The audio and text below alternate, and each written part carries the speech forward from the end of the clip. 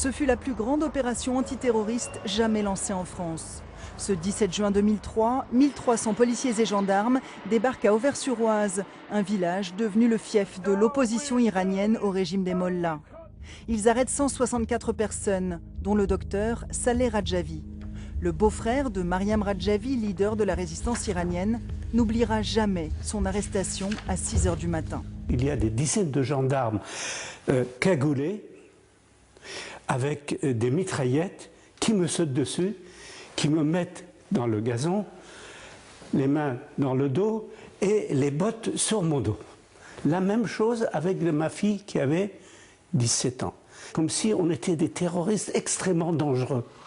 Tous les locaux de la résistance sont fouillés à la recherche d'armes et d'argent, car les moudjahidines du peuple sont soupçonnés de préparer des attentats en Europe. Faux, hurlent ces résistants iraniens en grève de la faim dans les rues d'Auvers. Certains s'immolent même à Paris ou à Londres pour crier leur innocence. En 2011, un premier non-lieu est prononcé par le parquet de Paris, mais il reste encore des soupçons de délits financiers. Il y a 10 jours, une deuxième ordonnance de non-lieu a enfin totalement blanchi la résistance iranienne. 11 ans s'est passé, il a fallu 11 ans pour qu'on aboutisse à la fin d'un dossier que dès le début, finalement, beaucoup de gens, beaucoup d'observateurs ont signalé comme étant un dossier politique et le fruit de marchandage entre le gouvernement français de l'époque et le régime des Mollahs. Effectivement, en 2003, Paris et Téhéran sont en pleine négociation commerciale et pétrolière.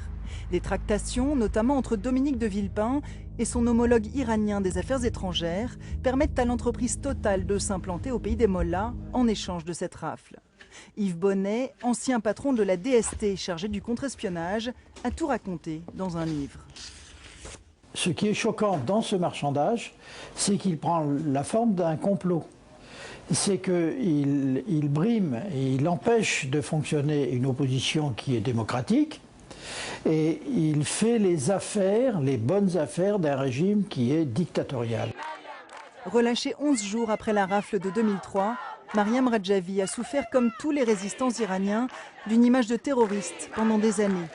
La fin de cette saga politico-judiciaire libère enfin les énergies pour se consacrer entièrement à un changement de régime à Téhéran.